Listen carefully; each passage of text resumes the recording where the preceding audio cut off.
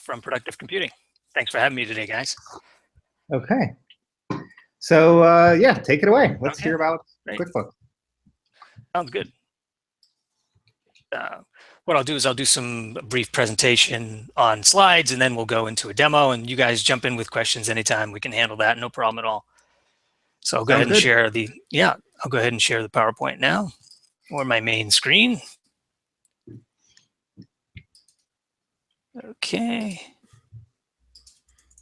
And you guys should see my main screen now. Yep, we can see the FileMaker and QuickBooks integration. Perfect. Excellent. All right, so here's a brief agenda for today.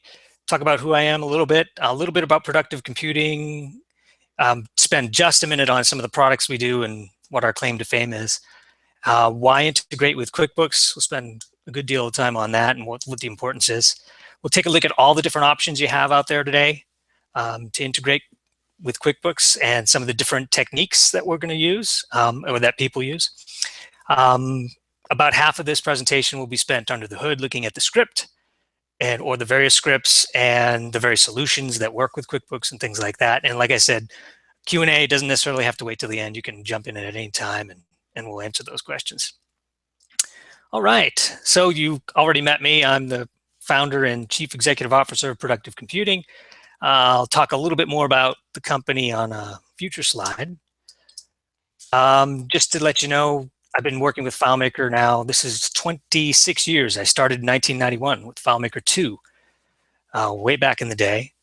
Currently certified in FileMaker 7 through 15, and most recently got AWS certified with Amazon Web Services as a solution architect. So that's been a lot of fun to learn as well. Productive Computing, when I started in FileMaker, I was an internal developer, like a lot of you guys, or a lot of people are. That's how a lot of people start.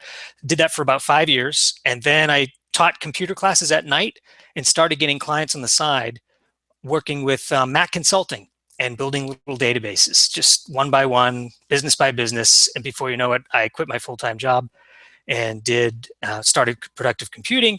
At that time, my brother Keith, my younger brother Keith, came out to California. We're from New Hampshire originally, and he joined the company. And he was a PC guy and a web developer. And of course, I was a Mac guy and a FileMaker developer. So we combined those skills and then formed a company. And then, the rest is history. We now have, multiple employees. We're located here in San Diego, so San Marcos to be specific. We became FBA Platinum members in early 2000s. We won the Developers Excellence Award in 2012. I spoke at DevCon several years back, but most recently in 2016, where they had me talk about my experience with FileMaker Cloud, and specifically with AWS, since I was already certified and all that. So that was a fun thing to do, to talk about FileMaker Cloud and really get deep on that one. Here at Productive Computing, we do all kinds of things, but primarily we do custom development like so many other FileMaker developers. That is our primary business. And perhaps we're better known, though, for some of the other things we do, such as FileMaker hosting. And we host using dedicated servers on various data centers. And we also have a good deal of hosting now with Amazon Web Services as well, traditional hosting with FileMaker Server. And then we also help customers who want to get into the FileMaker Cloud, but just don't know where to begin or how to even set all that up. We actually have a service to help people get started with FileMaker Cloud. And then in this industry, we're actually most known for the plugins we create, such as our ability to connect to QuickBooks and Outlook and some other things. And if I may, I'll just take a minute and just give a quick overview of some of the main products we sell, because a lot of people ask questions about, what it is we do and how do we get started. Outlook Manipulator is one of our main plugins that we sell. It enables you to connect FileMaker to Microsoft Outlook, and it talks to the contacts, calendar, tasks, and email portion of that. It works with Microsoft Exchange Server. It works with Outlook 365. So if you have a customer or a need where you need to connect Outlook and push and pull things to and from that in FileMaker, we have a solution there. And that's one of our older plugins, but we're now updating it, bringing it into the 21st century. We've got a lot of new things in store coming up soon with Outlook. On the Mac side, we talk to both the Mac calendar with iCalManip and the address book. which has now been named Apple Contacts. So we have 2 plugins that can talk on the Mac side. And no matter how you connect, let's say you have an iCal that's connected to Google, let's say it's connected to Exchange or all the above, our plugin can talk to iCal, which therefore it can talk to any of those other services. So it's a nifty way to move things around that way. Another interesting plugin we make is a PDF manipulator, which allows you to push and pull data from a PDF form. So you might have seen where you can fill out a form as a PDF. Well, FileMaker can push that data using our plugin into a PDF form or pull it out. So, and it can combine PDFs and things like that. So this is also a plugin we've had for a long time. And an interesting customer, I believe DreamWorks, uses this plugin to watermark all their screenplays. So, you know, they have a title page, it's a PDF, and they take data from FileMaker and push that into, using the PDF manip, push it into the front page of the screenplay. So interesting things you can do with that one. And you can also pull data out, so you can scrape the PDF and extract it from a given page or all of it. And then just a quick flyover of some other plugins. We have a plugin that can talk to these e-sign readers, which makes great if you're making a POS system or something like that. Cash register, or you're signing people in and you don't necessarily want to use an iPad, but you want to have a dedicated device that's going to be foolproof. We have an e-sign solution for that. And I think we're the only people in town that do anything with biometrics whatsoever. But let's say you had a script that you wanted to be triggered only under a certain condition and you didn't want it to be password based. You could actually have it fingerprint based. So this is not necessarily how to log into FileMaker. You know, we have that already on the iPad, and the, you know, FileMaker Go has all that. This is more about having a script be controlled by whether it's authenticated using a fingerprint or not. So that's a whole nother way to think of your workflow using biometrics. We have a few file management plugins and printer automation plugins. So that's just a quick flyover of some of the things we do. Any questions so far from you guys? Okay. I think we're all good. Good. Sounds good. All right. Well, today we're talking about QuickBooks integration. And this is a whole another world of skill set, really, and expertise. But let's just talk a little bit about what's involved. The primary way to connect FileMaker to QuickBooks Desktop is to use this plugin called FMBooks Connector. This is a plugin we created. In fact, we weren't even the ones to start this idea. The idea started long ago with Happy Software, and they made a plugin called FileBooks Link. This started, I believe, back in 2006, so about 10 years ago. And they had this technology to push and pull data to and from QuickBooks. And we were highly interested in that because we use QuickBooks here at Productive Computing, and we had so many other customers who use QuickBooks. So to make a long story short, we ended up buying that plugin from them. We had our own, and we made our own, and we were taking business from them. So we combined that and took all their customers in a sense, but brought them in, and we built it in such a way that no one had to do any programming. So we kind of made it friendly for everybody. But so essentially, we wrote the book when it comes to talking QuickBooks to FileMaker, especially on the desktop version. So, but we also have an online edition because, as you know, QuickBooks works online as well. So with that, we have both a Mac version and a Windows version. With the one I just mentioned, the desktop version only runs in Windows. And the primary reason for that is because Intuit, makers of QuickBooks, they have not released any kind of an SDK for the desktop version on Mac. So the Mac desktop version of QuickBooks, there's no way to really talk to that using FileMaker. So if you do have a customer that says, hey, we want to integrate QuickBooks, your very first question should be, do you have a desktop version? If yes, do you have it on Windows or Mac? If they say Mac, then you have to talk to them about potentially using, you know, some sort of virtualization or buying one PC or whatever. A lot of times, though, when people are serious about integrating QuickBooks, they already have the Windows version. So 9 times out of 10, you're covered there. So with all that said, we also have a product or a partnership with a product called 123Sync. And 123Sync is using our plugin, but it's a full-featured, almost like a black box solution, which essentially eliminates any kind of programming whatsoever. You buy the product, it's a one-time fee, or you buy it for a certain price. We integrate it with whatever solution you have, and that's it. You don't have to do any of the programming. So people like that solution if they want a fixed price and they don't want any kind of customization or custom quote. They get a fixed price and we'll integrate it with the features of 123 Sync. I'll talk a little bit about that in a future slide. And another way that we integrate QuickBooks is to start with a starter solution in FileMaker. So we built a Core 5 CRM starter edition, which is pre-plumbed to work with QuickBooks. And that's where we'll be spending some of our time in the demo, not so much to focus on what Core 5 is, but more like it's the template so you can see under the hood how this stuff works. And then alongside of that, prior to that, we have a Core 4 CRM that we built, and that's a full-featured CRM that includes everything in the kitchen sink. It's got contacts, calendaring, tasks, documents, timers, projects, POs, estimates, and all that talks to QuickBooks. All right, so those are all the different tools, and that may seem like a lot when you first hear it, but this is all going to start making sense as we move along. A big question you might say is, well, why do businesses use QuickBooks in the first place? Why is it even important to integrate this? That may seem obvious because a lot of people actually use QuickBooks. And let's just take a look at some stats. If you're talking about small and medium businesses in America, of all those small and medium businesses that use accounting software, 80% right now today are using some form of QuickBooks. So it's just a huge market, especially in the US. QuickBooks is most famous in the US, a little bit in Canada, a little bit in the UK, and a little bit in Australia. But Asia Pacific, there is no support for that. There's no language translation for QuickBooks in those countries. So we're talking mostly US and Canada.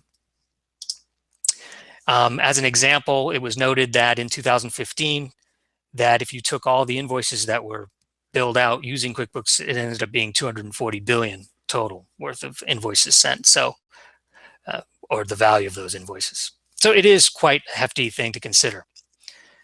So why would you want to integrate it with FileMaker? Again, you might have your ideas on how to integrate it, but let's just take a few examples. So here you have a typical salesperson, let's say, and they're producing orders, and they've either using Excel or maybe they're using FileMaker, and they create a bunch of information that says, okay, I've got an order, and all of that has to be somehow translated to the accounting department, and then the accounting department has to then make an invoice. And traditionally what happens is they will literally, go to QuickBooks, make a new invoice, and type, and there's an invoice, and invoice after invoice, all manually entered, all done, and with the hopes that they're actually translating the data correctly, the descriptions, the pricing. So that's sort of today's day and age without integration. So if you take a look at what would look like if you introduced FileMaker into that equation and then had a connection, you'd have those same people, perhaps a salesperson or other people that are taking orders or producing information, put all that in FileMaker. This is something we're very familiar with. And then FileMaker does the work of pushing it to QuickBooks rather than a human per se. Now we've got some customers that will have a dedicated department, and they'll have a person who's responsible to check the information in FileMaker, verify it, and then push a button and push it to QuickBooks. We have other customers who actually have set up a robot machine with QuickBooks running in the background that literally just checks every 5 minutes for FileMaker and pulls in information automatically, creating invoices, creating timers, creating all kinds of things. So it could be semi-manual or fully automatic, however you see fit. So that's one example. Take another conundrum that normally happens. There's a lot of information in QuickBooks about a customer. Things like how much do they owe, or when was the last time they paid their invoice? And those are questions that a lot of people have during the course of any business transaction. But that information is locked up inside the accounting department, inside that QuickBooks file. And traditionally, people don't have access to it. People meaning the salespeople and the other staff members. So what normally happens is, you have to call or get someone to run a report or something. There's all kinds of extra labor that goes into finding out how much this customer owes, or at least from an accounting standpoint. That's another problem. So if you had QuickBooks, and then the other problem is, so one might say, well, that's simple. I'll just give all my employees QuickBooks, and then they'll have direct access to the information. Well, that's not necessarily good either. Now that's a whole nother licensing situation that you have to think about. There's some architecture that has to be planned because QuickBooks doesn't scale to many users in the same way that FileMaker does. And then probably the most important thing is, hey, that's fairly sensitive part of a company's information. QuickBooks is not something we traditionally give people. And if we do, you really have to lock it down and so forth. So it's an idea, but it's not necessarily a good one. So perhaps the best way to do this is to have all that information from accounting in FileMaker in reverse. So as payments are received and entered into QuickBooks, they can be pushed back to FileMaker, where then everyone can see that information no matter where they are, because it's in FileMaker now. You can have on your iPad or your iPhone or the web or anything.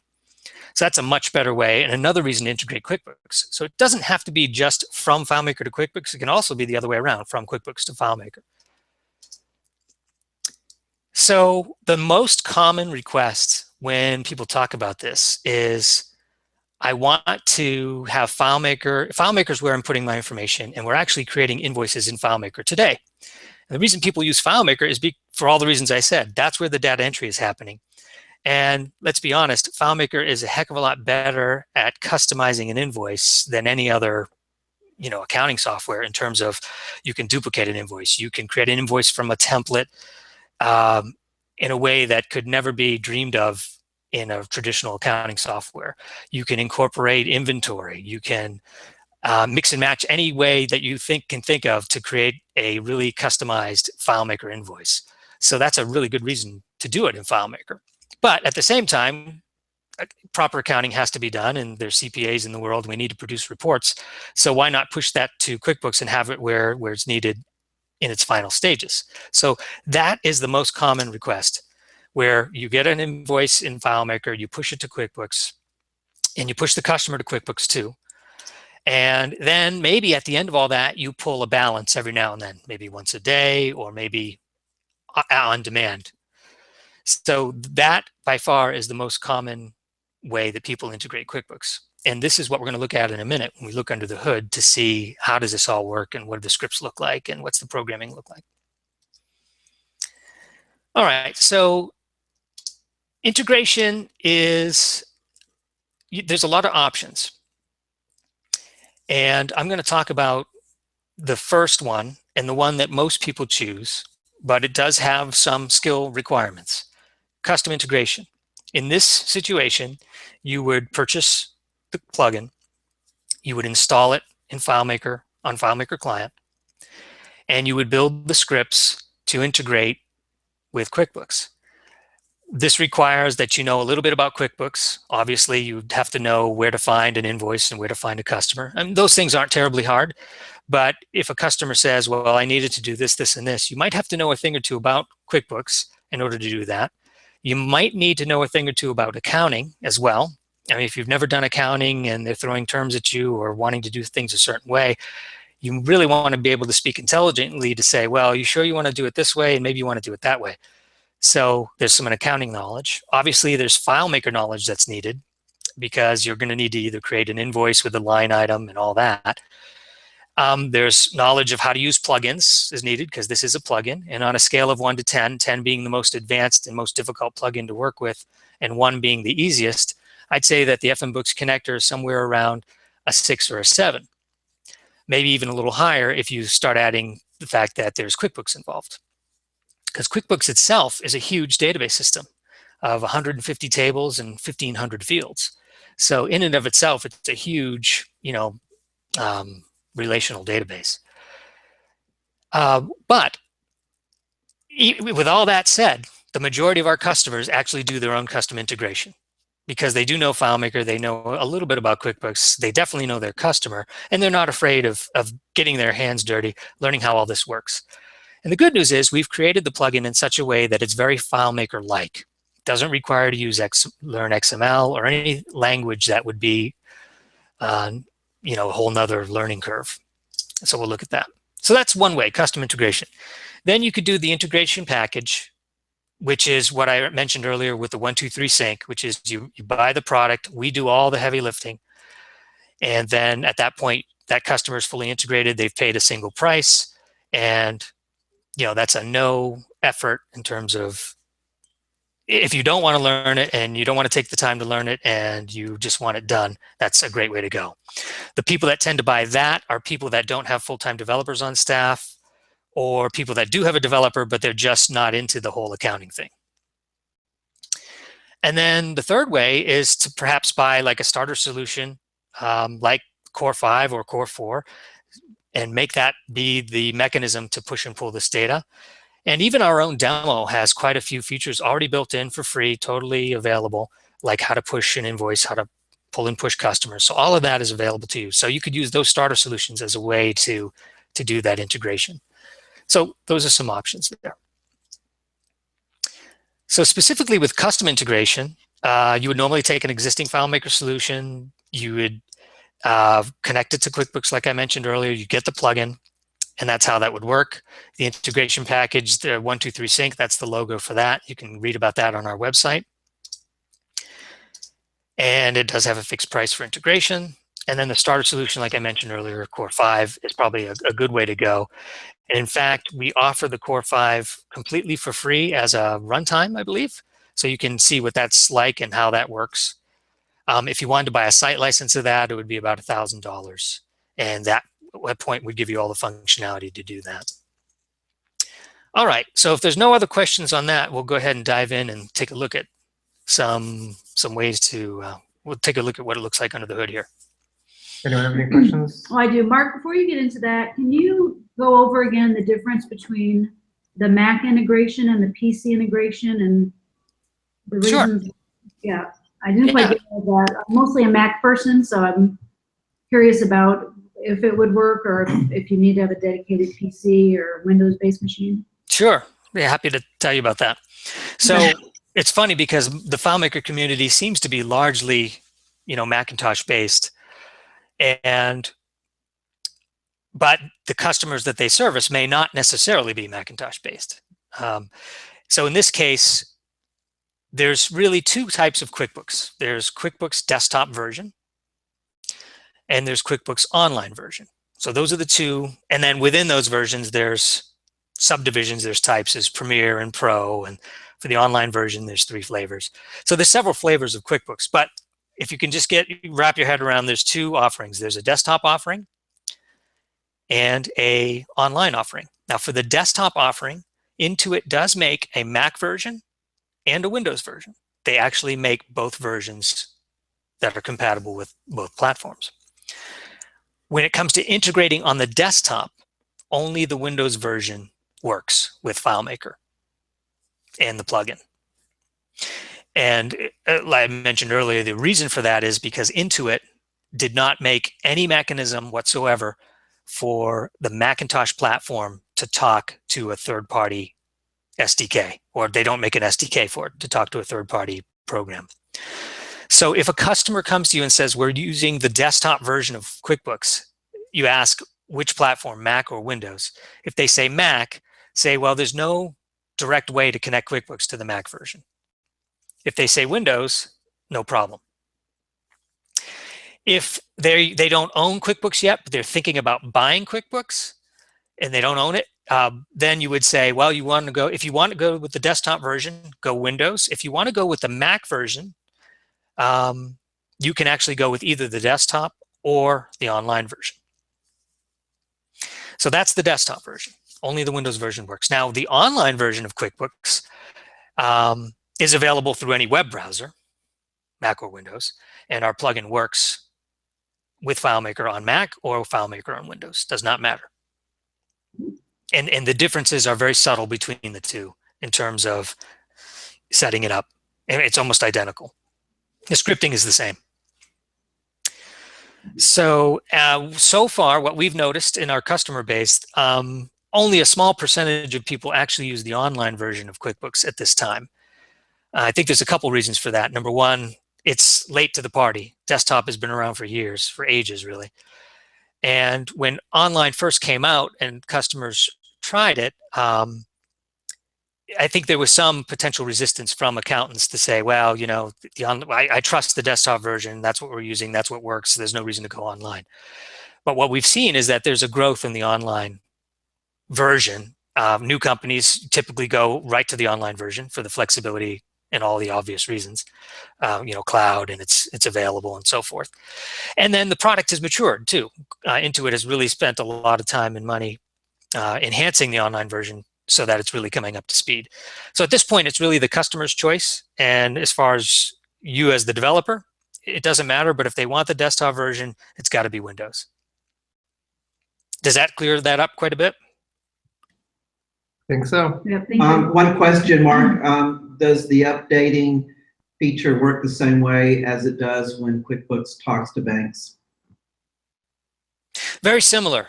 Like when QuickBooks talks to banks, like when it's pulling information or from a credit card or pushing information to payroll. The only difference between QuickBooks doing its thing online, like you just mentioned, and FileMaker is that when FileMaker talks to QuickBooks, it's all coming from the anchor of FileMaker. In other words, FileMaker is running the script, you're pushing the button in FileMaker. You don't do anything in QuickBooks. Everything is driven from FileMaker. Interesting. So that's the distinct difference. And you'll really get a taste of that here when I show you all that. Any other questions? Okay, good. Great. So I'm going to go ahead and exit this and hide that. And let me just tell you about my setup here because it's kind of robust. I've got over here, I'm on a Mac. So that's my main screen that you're looking at here. Here you can see an AWS screen in the background. And on this screen, let me just kind of hide all this. So you see here's a traditional Windows desktop I'm on. So this is what I'm looking at. I'm remote controlling an AWS server, which happens to be in Oregon. Yeah, that's where it is. And on this machine, I have QuickBooks running. So let's take a look at that. This is QuickBooks in all its glory. Some of you have seen it, some of you may not have. But it's, like I said, it's a full-featured, basically it's a relational database. It's got contacts and invoices and all that. So that's QuickBooks, because it has the green icon. Right alongside of that, I have running FileMaker 15. And within FileMaker, and it's just the client. This is not served by a server at this point. It's just a local file on my desktop. In fact, it's called Core 5 Clean because it doesn't have any sample data. And there's Core 5. So that's running here. Now, what I've also done is on this Windows individual file, let me show my menus here. I've shared this file, using the traditional FileMaker sharing capability. And I've turned my network sharing on, and then I've made all users available. So I'm actually sharing this file. And the reason I'm telling you that is because this file is also opened on my local machine here in California on my Mac right here. Let me just hide this, get out of the way here. Hide this. Yeah. And now you can see that it's piggybacking off that file. So the reason I'm showing you this setup is because it's going to be very confusing as I start moving through all these screens. And the reason why I wanted to show you this file on a Mac is because although it doesn't work with QuickBooks Mac. As a Mac developer, which many of us are, we've actually created a holder plugin, a template we call it, for the plugin itself, so that if you are truly more comfortable on the Mac side, you can jump in and look at these scripts on your Mac and program on your Mac, but then do all your testing and finalization on Windows. So if this is the first time you've heard that anyone can do that, we've actually just taken all the guts out of that plugin and put it just as a template so that you can run it on a Mac. So that's why I'm showing you this setup.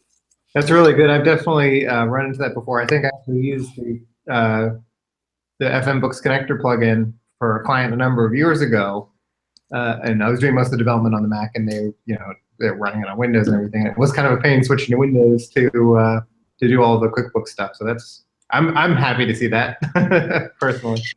Yeah, and it was something that was driving me crazy too as a developer, because I'm just faster on the Mac at the moment. I used to be faster on Windows, 10 years ago. Now I'm faster on the Mac, and I flip back and forth. But I'm definitely a Mac guy now.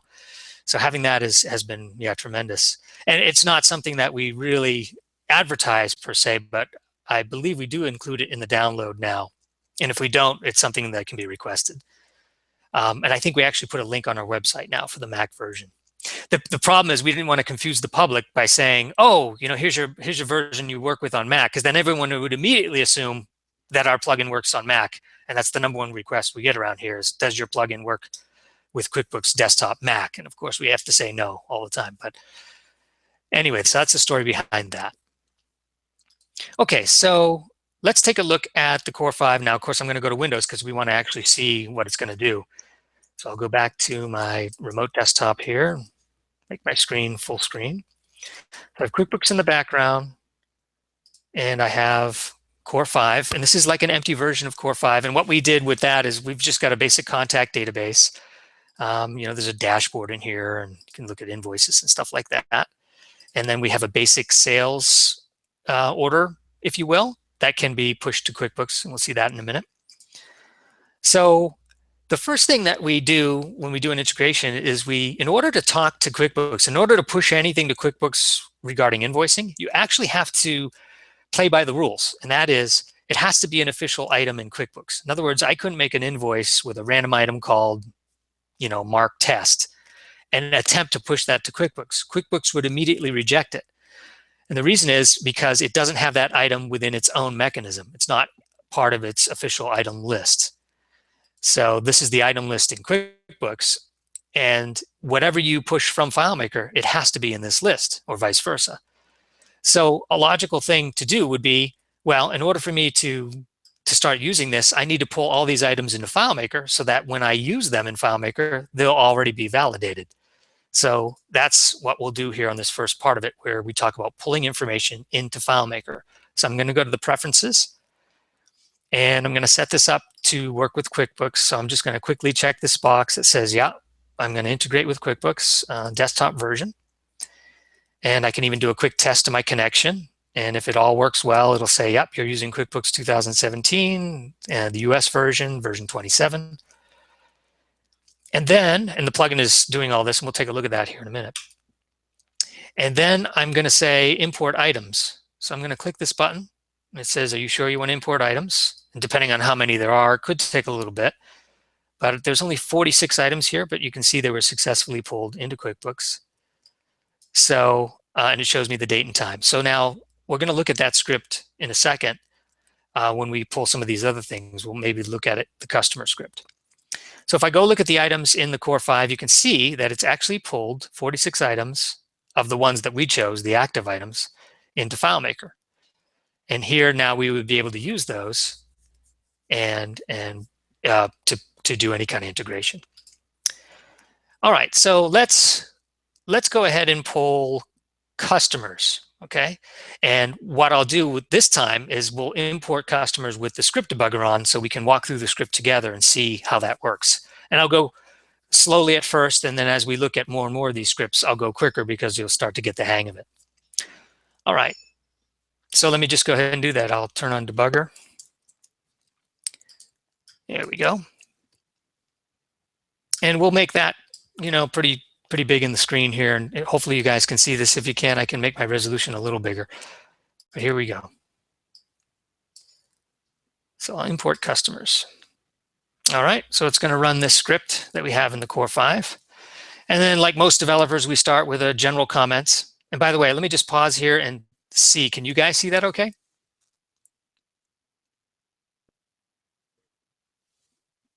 Sorry, we were muted there. Yes, we can see it. Perfect. Okay, good. Thanks. All right. And then we're just using, allow user abort off, set error capture on, pretty standard stuff there. We show a quick dialog. All active customers will be imported into QuickBooks. This could take a while. Do you want to continue? So that's just regular FileMaker stuff there. Bypass trigger, I won't talk about that at the moment. Plugin type equals desktop. So that we're just storing that in a variable. And that's just so we know whether it's going to be for the online version or the desktop version. Now, what you're seeing here is you're seeing a script that's fully developed, fully has all the error trapping. It's a very robust script. If you were to take a look at this script in our demo file, it would probably be a lot simpler, a lot more streamlined. But I'm going to take you on this journey anyway, because I think it's important for you to see what a fully integrated script looks like when it's done. Okay, so we're going to import customers. And I'll continue hitting the script here and we'll go through this. There's my dialog. Are you sure you want to do it? We'll push OK. It's the desktop version. So now we're into our first secondary script, which is import customers. Okay, and the first thing we do is we call a subscript called plugin check. And all that does is it determines, is the plugin installed? Is it operational? So you wouldn't see this if you ran it through debugger, but we've actually embedded the plugin in here. There's a 64-bit version and a 32-bit version, depending on the version of FileMaker the user has installed. Incidentally, a little trivia here is QuickBooks only runs in 32-bit. There is no such thing as a 64-bit version of QuickBooks. But we all know there's a 64-bit version of FileMaker. So with that in mind, we've created a bridge to be able to connect those two so that you could install either one. Is there a question? Because I hear you guys are off mute. Oh, no, sorry, that was someone's phone going. Sorry about that. Oh, no problem. All right. Okay, good. All right. So then we're checking the plugin. We're checking the type, whether it's installed or not, whether it's registered or not. And none of these are throwing an error, so it's continuing happily. And the plugin check passed. So that whole thing that you just saw was just checking the plugin and seeing that it's registered. Okay, now one other subscript here, which is begin session. And all that really does is says, if we were already talking to QuickBooks, let's just go ahead and end any session that might have happened before this. It's sort of like Operation Clean Sweep. It just takes whatever was happening before and ends whatever session was open. And that would also help, like if somehow FileMaker crashed in the middle of this, or they became disconnected from their solution and they were in the middle of pushing an invoice, this little routine here would end whatever was happening before it, if it came down abruptly. So we're going to begin the session, and this establishes a basic handshake with QuickBooks, and it will return an error if it doesn't like it. Examples of why that would return an error is if the QuickBooks wasn't open, or the file wasn't available, or if the user didn't have the proper access privileges, or if the plugin didn't have permission to talk to QuickBooks, during the initialization. So any of those things could halt that handshake, but this worked fine. And then we're doing some FileMaker stuff here. We're going to a basic layout which would hold, this is a script layout that holds customers. And then here's the first command. We call the PCQB, which basically stands for Productive Computing QuickBooks, request new. And that's just a plugin function here. This whole thing is just one of the functions. And it's saying customer query. So it's actually saying look for a customer, or look inside the customers table in QuickBooks. And then the very next thing is saying active only. Just give me the active customers, which makes sense. We don't want all the inactive customers. We want the active customers. So that's the beginning of our query. And this right here basically executes that. So we say, do this, execute it, and it worked, because otherwise it would throw an error. Now, all of that data, all that customer data is stored in RAM. It's now in the plugin, and the plugin has that as a giant XML file in RAM. You can't see it necessarily. There's functions to call it, and you could look at it through a plugin function, but there's nothing visible here on the screen. But now the plugin has captured all those customers. And then we actually start pulling record by record into FileMaker. So we tell the plugin, open the first record, within that batch, and get the first field, get the list ID, which is the ID for QuickBooks. And here we're doing something that you don't necessarily have to do, but we do it where we actually find in FileMaker to see if that ID already exists. So right here it says, if the customer doesn't exist, create a new record. Otherwise, update the existing record. So the plugin can create a brand new record right away, or it can update an existing record. So in this case, because we had no records, of course, we create a new record. And this is just FileMaker right here. Create a new record. It's throwing the ID in there, the QuickBooks ID. And then it's going to pull in all the details. And this is really just field by field, set field, set field. And we're going one by one. We're pulling the company name, salutation, first, last. Then we pull the billing address. All that information comes in. The shipping address comes in, the phones, the email. At this point, we're saying, well, we know it's a customer, so we're going to put in, kind of hard code the word customer. And then we update a few flags in FileMaker to let the user know, hey, this record has been updated from QuickBooks. It is up to date, and bring in the current date that it was, pulled or pushed in this case, depending on how you look at it. And then we add 1 to the value count, and it's going to do the whole thing over again. I won't go through each one of these loops, but you can see here that it's essentially looping and getting the next record, getting the next record, getting the next record. I don't have these fields on the layout over here, but if I did, you'd see all the information pulling in. So let me go to the bottom of the script right here, step 99, and then just zoom to that. Okay, so now it's pulled in those customers, and then it's going to end the session, which stops that handshake. And then we're going to go to the layout preferences and kind of just go to where we left the user, where they last pushed the button. And we're going to check for any last errors. And then we're going to set those fields that make it show up nice for the customer to know, okay, hey, we pulled in 71 of those guys. This is when we pulled it in. Commit the record, exit that script, and do our final notification. 71 customers were successfully pulled from QuickBooks. Push OK. And that's the end of the script. So what the user would typically do at that point is they may want to go look at those customers by closing the preferences screen, and lo and behold, we now have 71 customers that were pulled in from QuickBooks. So like I said, those customers could be brand new, or they could be existing, and the script, our script, we took the extra step to edit it if it was already there. But you don't necessarily have to do that. If you're doing a one-time import for your customer, you can just program, pull those customers one time and be done with it. So let's do something interesting. Let's go ahead and take some chances here. And I'm going to go and delete all these records in FileMaker. Delete all my contacts, all 72. So now I'm left with nothing. Let's go ahead and do that same script, but this time without debugger.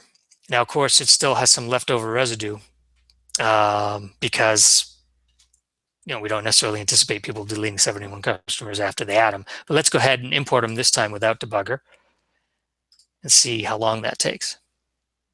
There it is. So about 1 to 2 seconds to get those 71 customers. So it's very quick. Now, if this file was hosted, this is local now, so it's sort of an unfair advantage.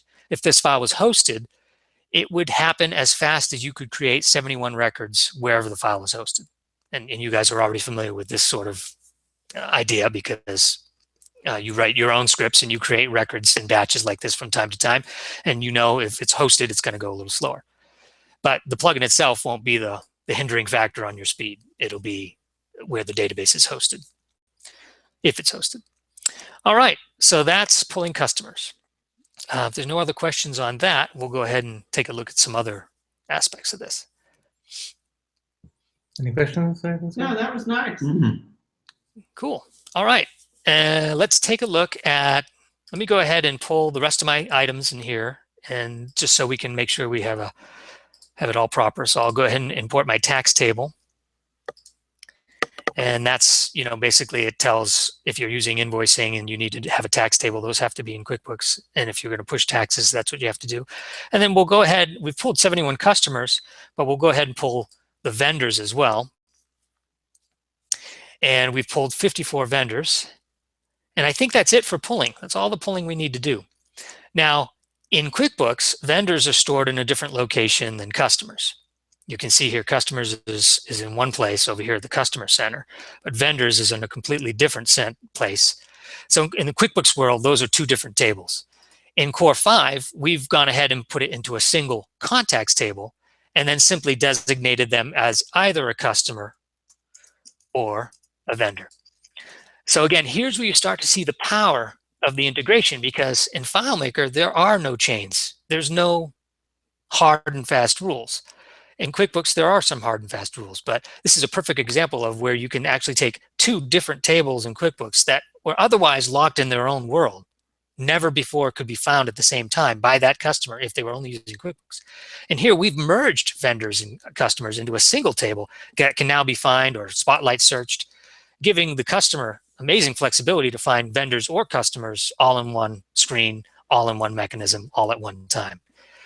Again, that's a perfect example of where that power of those two powerful programs come together and bring a real solution to life. Okay, so now we've taken a look at pulling. Let's take a look at pushing.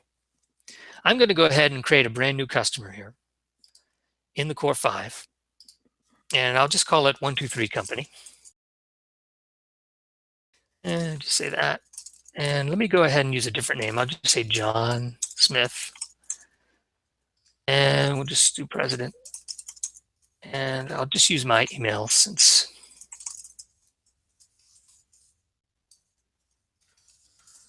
Okay. And we'll put the website in there. A basic customer, pretty easy stuff.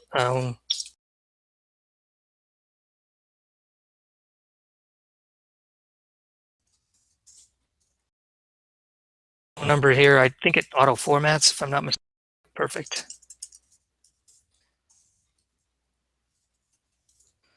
All right, good enough. All right, so I now get a basic customer in here. So let's take a look at what it looks like on the push side of things. So again, I'll open up debugger so we can really get to learn all this. And I guess I'll leave it where it was, but the button to push it is here on FileMaker. So there we go. All right, let's see if there's any differences here. So same sort of thing, allow user abort, set error capture on. One extra step we do here, which is to check that we're in browse mode, because you don't want to be in find mode and then have the user click the button that says push to QuickBooks and have it not work. Although ideally, a good developer would not only do check for browse mode, but a good developer probably wouldn't have this button showing at all in find mode, so, using the hide technique. But be that as it may, that's something that we see here.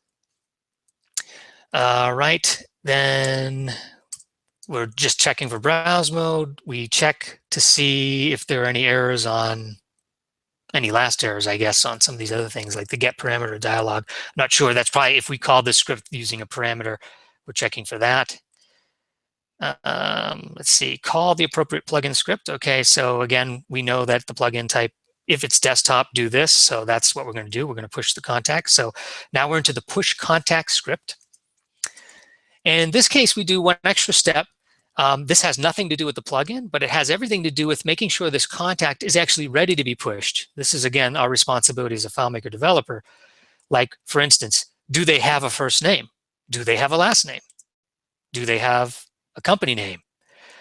Because those are some basic things that QuickBooks will reject if you don't have your ducks in a row. So why not check it at the FileMaker level long before QuickBooks has a chance to error out? You might as well get it before it even starts and get them underway. So there's a lot of validate FileMaker steps in here just to make sure we do, we don't push something that's going to error out ahead of time. Okay, so that's, again, we checked. Yeah, I have a question. Why not simply use with the validation steps that you're doing here, going through this, why don't you use the field validation functions that exist within FileMaker to be able to make sure all these validations are done? That's a great question. And, customers come up with that question, developers come up with that question, and I'll answer, and maybe you guys can nod or not nod, but field validation in many cases works well, and in many cases it doesn't work well at all. It really depends on two things. One, the tolerance of the customer and the personal opinions of the developer.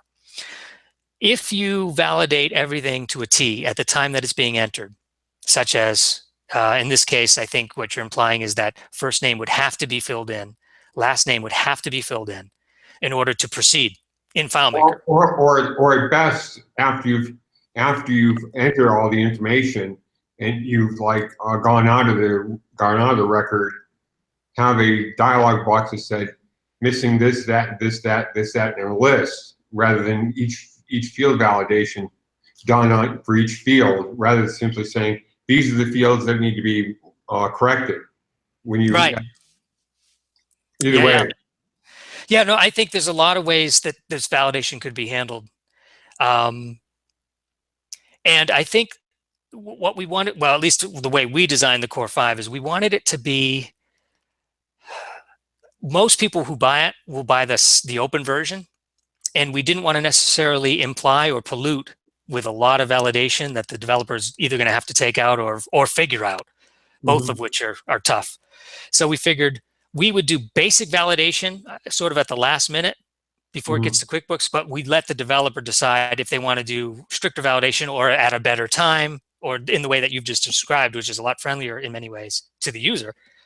But we left that out on purpose because all of a sudden now we've got a really locked up solution that has a lot of validation, and some people who buy the Core aren't interested in pushing to QuickBooks, and we don't want to force them into putting in the last name if they don't want to put in the last name, as an example. Again, So also with the validation that you're using within the script, does it just simply bypass the field if it's invalid or not? Well, in the case of this particular one, if it didn't see a first or last name, I believe it would exit out and then say you can't push until you have these things filled in. Okay, but so either way, you're doing basically the same thing, but only at a different step. That is correct. Although there is one little difference. If the person wasn't pushing to QuickBooks, if we didn't have validation from the get-go, they could actually create contacts in FileMaker without a first and last name. Maybe they just wanted a company name and they didn't have a first and last name at the moment. They could do that and not be handcuffed into creating that forced validation. The validation only occurs when it's time to push to QuickBooks, because then it really is, that's where the buck has to stop right there. Okay. So that could explain why we didn't do it ahead of time, because like I said, not everyone's ready to push to QuickBooks. Yeah, good. And again, it really comes down to the, one or two people that programmed this script or the Core 5 and their personal taste on what they thought best. I'm sure a discussion was had to say, hey, should we validate this and in what way? And I'm sure all those conversations happened, and it was decided that we'll validate it at the time you push it and not before. Okay. Yeah, but excellent question. Keep on coming. Those are good questions. Well, my question, say for example, you had like 50 people that you entered, but you didn't push to QuickBooks. And it goes through this step of moving to QuickBooks. Right. Would it doing the validation for every new contact that you do, and then it would validate from there? Yeah, let's take a look. I think the way it works, we'll find out here in a second. In fact, I should just go right to the validation script and just go right to the under the hood and check that script out directly. Let's just see. I've got an acronym that gets all these. Oh yeah, so when you're looking at this, if I just put in FMBC, that immediately gives me all the scripts that have anything to do with QuickBooks, because we prefix it that way, which is kind of a handy thing. So this is the push contact. This is the validate contact. So there is no loop going on here. So it actually checks at the time that it hits that individual contact. And let me just see. I know we have a push.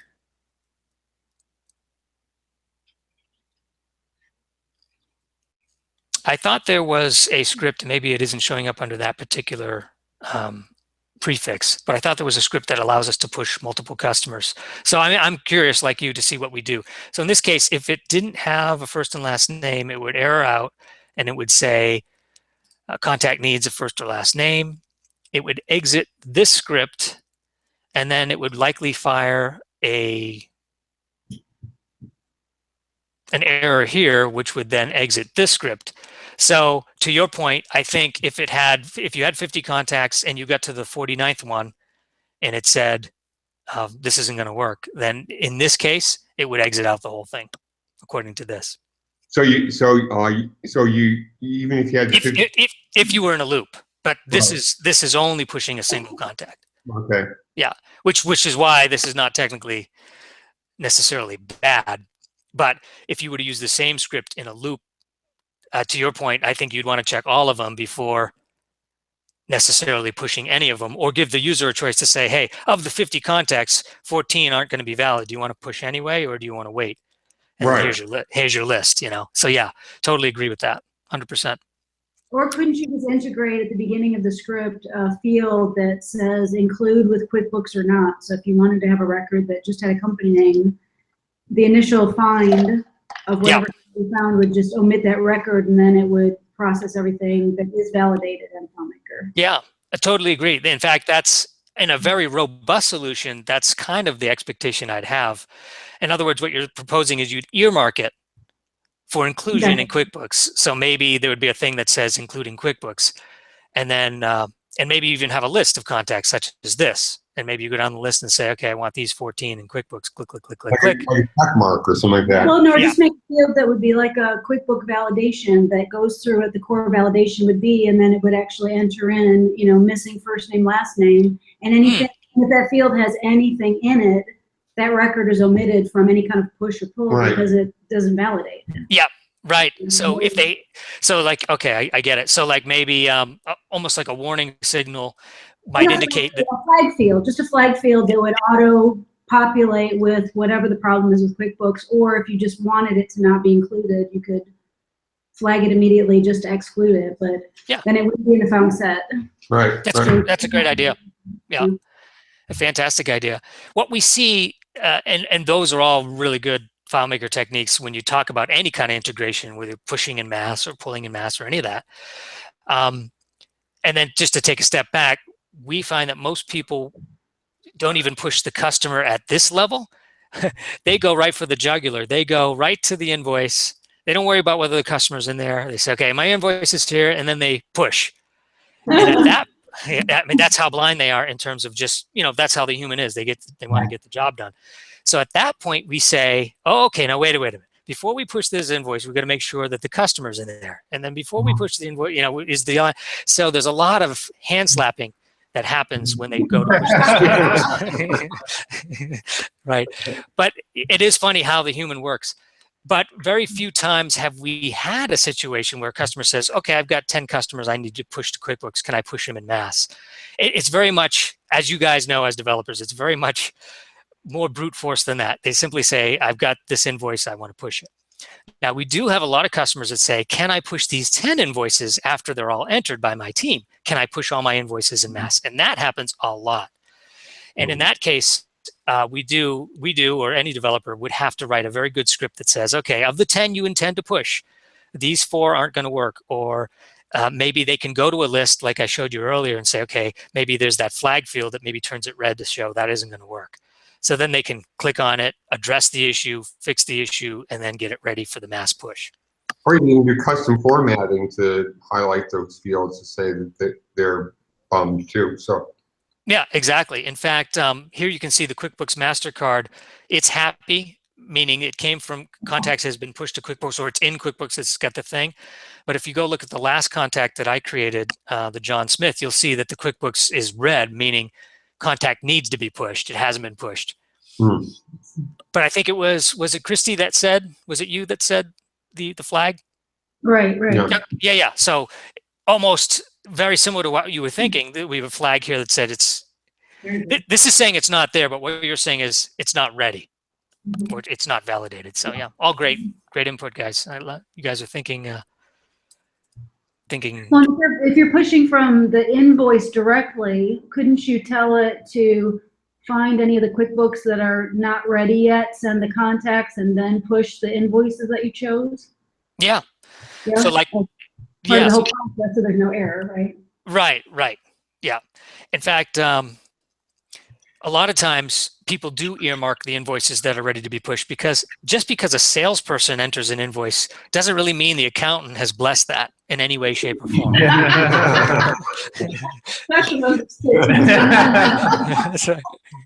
That's right. So a lot of times the bookkeeper, who's actually the one doing the pushing, because they're the only ones who have access to QuickBooks in the first place, they do their blessing. And they're all too happy to see those validation things. I mean, that's their world. Their whole world is about validating and justifying and all that. So they actually welcome those warnings and Yeah, the only time a customer gets upset when you put a lot of warnings in is if it looks good and FileMaker says it's good and then it doesn't push to QuickBooks. That really has them really bent up, because and a lot of times that's as a result of the items not matching, where somebody has put in a rogue item in FileMaker and attempting to use that in QuickBooks, and they had forgotten that they need to put it in QuickBooks. So anyway, yeah, so those are some of the things. But if there's no other questions on that point, let me just see how we doing on time. We're 1 hour into this. I've pretty much showed you a lot of what I wanted to cover. There isn't much more, but I'm happy to go on a little bit more, or you know, wrap it up at this point. I'd like to see the dashboard. Okay. Well, at this point, I don't know what they'll be, because I did start with an empty one. Oh, okay. And so there might not be enough juicy stuff to look at. I do have a Core 5, excuse me, that has sample data. So let's take a look at that and show you the dashboard real quick. And Mark, when you said you could push invoices and contacts, can you push items out of FileMaker in so that that's taken care of, or do you have to have that done in QuickBooks? So in Core 5, we don't have a way to push items because we're trying to keep Core 5 dead simple. With Core 4 and other, yes, you can push items. It does require that you know the costs of goods sold account and the inventory account, which are more advanced accounting things that traditionally people who can enter an item would have no clue which account it goes to in QuickBooks. So most of the time when a customer says, can you push an item from FileMaker? The answer is yes, you can. But you have to caveat it with, okay, well, that's fine. We can set that up, but you do have to know ahead of time what account you want, what ledger account you want that to go to, or what cost of goods sold, because QuickBooks requires that. That's all. Just one little extra thing. And if you can get past those hurdles, then you're fine. But, you know, these are the things that you don't really know going into an integration that really could blindside you when you think, oh, yeah, well, the plugin could do everything. Well, it pretty much can, but it does have some strict rules on the way QuickBooks works. Another great example of rules is, let's say you had a PO number. Let's say you're working with a customer who wanted to push POs into QuickBooks, which is another feature supported by the plugin. Many developers don't realize that QuickBooks has a hard limit of only 25 characters for the PO number. And many of our generous customers give that PO number something really long and wild. So here you are, you come in, you say, I can do this, and you've got it all programmed. It works beautiful with your sample file. And the moment they push their first PO, it breaks. And it makes you guys look like, oh man, what did I do wrong? I tested this for hours. It's because their data isn't ready. So when you do this sort of development, you make sure you test it with their file, and so that you can really test it against their data, because that's really where a lot of the problems happen when it comes to this. Here we go again with validation, making sure that the PO follows the validation rules that QuickBooks uses. That's right. That's right. I think so. As far as the dashboard goes, Christy, there's not much to show you there. Let me just see. Orders, there's not many orders here. Invoices, contacts. Okay, so here's kind of a neat view where you can see all the contacts and then those that have been pushed to QuickBooks or not as a list, which is kind of nice. And then here's that thing that one of you mentioned about pushing all. So there is a way to push all your customers. And then here's our mechanism to omit these. So very much like what we were talking about earlier. And see, here's the Canadian hockey isn't in there. And this is the sample file. And here's one that, yeah, I saw something that didn't, like that one that had the red mark. Yep, exactly. So let's see, what else do we have? I think we have some graphs in here. Yeah, so here's like a graph of sales, and we just kind of picked some of the top stuff and graphed it. And then we're using a little animation too in the dashboard just to give it some pizzazz. And then we use some start dates here. So I don't know if that's going to make a difference on this, but I'll go ahead and make a really wide date. Apparently it isn't, but and then you can filter by estimate and order and invoice.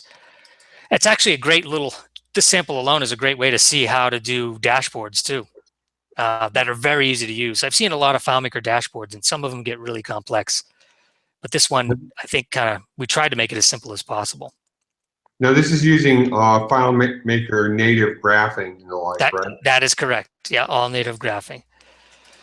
Right, sales. So yeah, that's there. Let's take a quick look under the hood. Yeah, native graphing in here. And then we put some quick things and some filters and show and hide. And then conditional formatting too. Actually, it's not bad. You know, it's funny. It's not easy to make a simple to use dashboard because there's so many different takes on it and so many ways you could filter the data, and you really have to, it's almost like you have to work directly with the customer to see what speaks to them in terms of what their expectations are, because everyone has in their mind's eye what a good dashboard is. Now, is the dashboard customizable for each customer? Not beyond, no. I mean, not any more than FileMaker can customize it. Okay. So, I mean, if a customer comes along and says, well, can you turn it blue? Of course, you can get in there and turn it blue or pink or all that stuff. But if you wanted to flip this on its end and say, I want to have customization over all these labels and over all these filters and how they work, no, it's pretty much hard-coded to the way it works there. Yeah.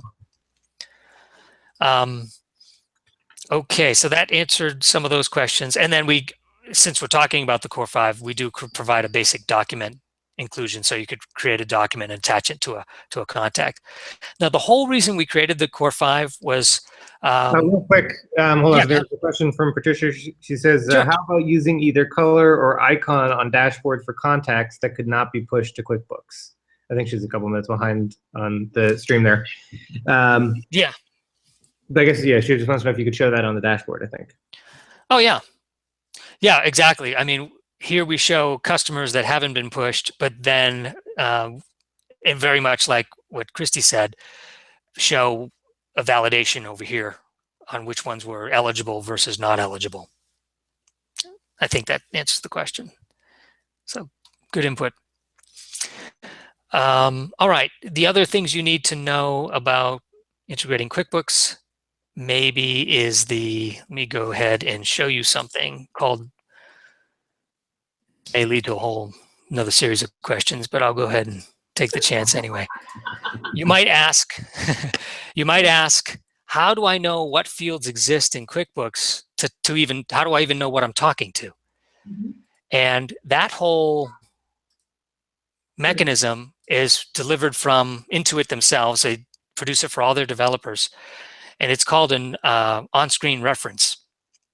So what you would do is you would set this up, and you have requests and responses. You saw some of that under the hood. But essentially, you pick the module. So if I want to do a customer query, for example, I would look for customer query. And at that point, it would show me all the different things I can query. And then if I click on here, on these various things, it gives me a little detail about how to use the list ID, for example. And then it gives me some of the limitations, which we kept talking about here throughout this meeting, which is, so the ID type has a maximum length of 36 digits, et cetera, et cetera. Mm-hmm. So when you're doing all this, because you're dealing with really what essentially boils down to is a very robust relational database on the QuickBooks side with a lot of rules and regulations, you need something like this to guide you through it. And without this, you'd be totally lost. You wouldn't know what the fields are called or how they're used.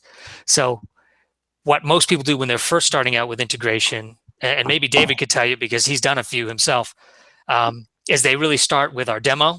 They reverse engineer our demo file. They get under the hood of this on-screen reference. They read the documentation, kind of get an overview of how it all works, and then they begin.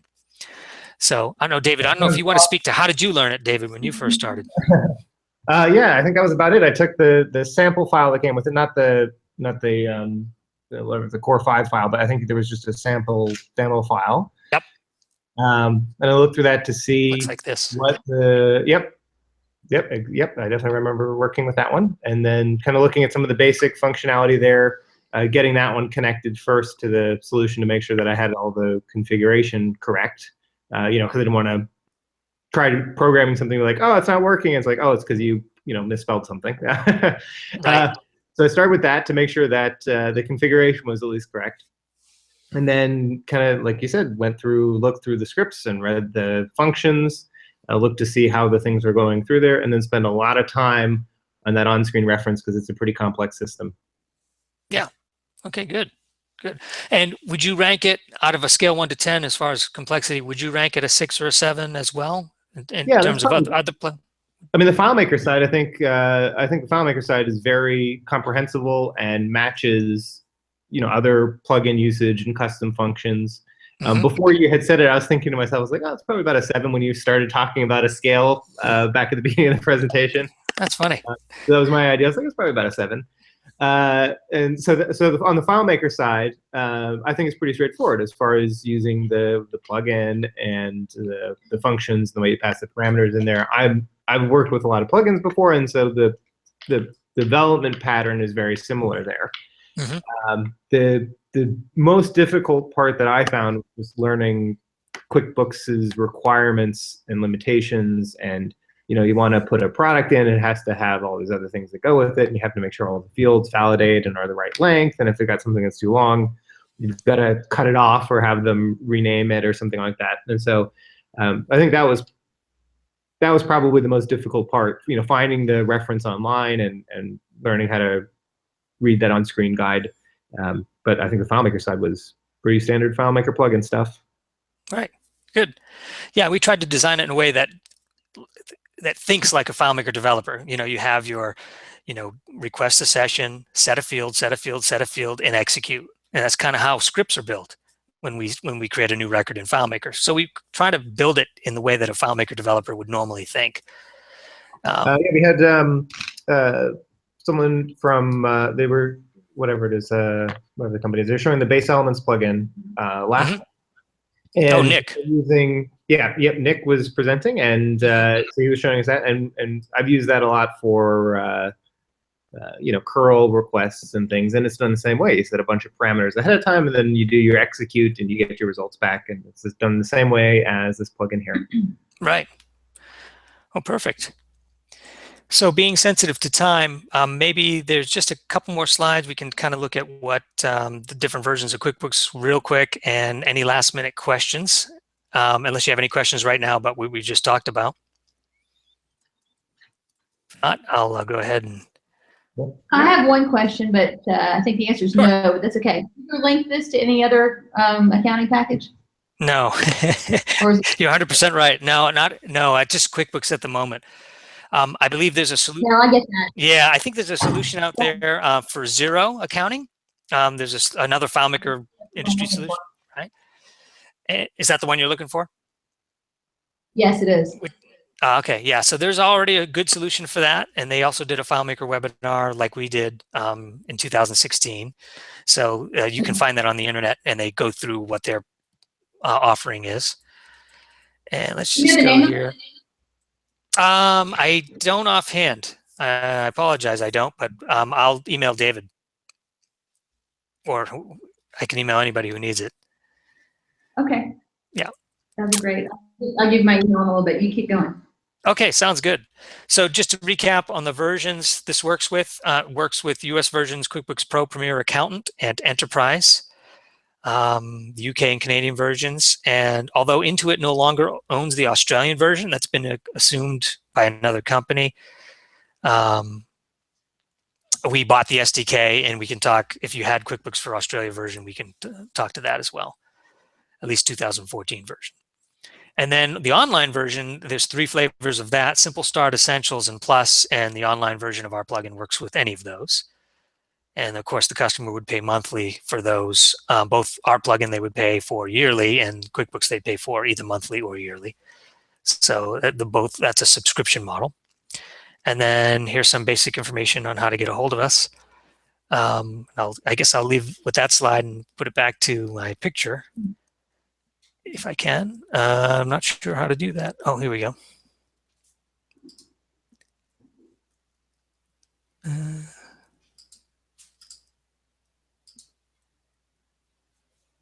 You guys are still seeing the, here we go. Can you see me now? Yes. Okay, perfect. So, hey, it's been a pleasure talking to you guys today, and really happy that you stuck with me. There's a lot going on there. No, thank you. That was fantastic. Great.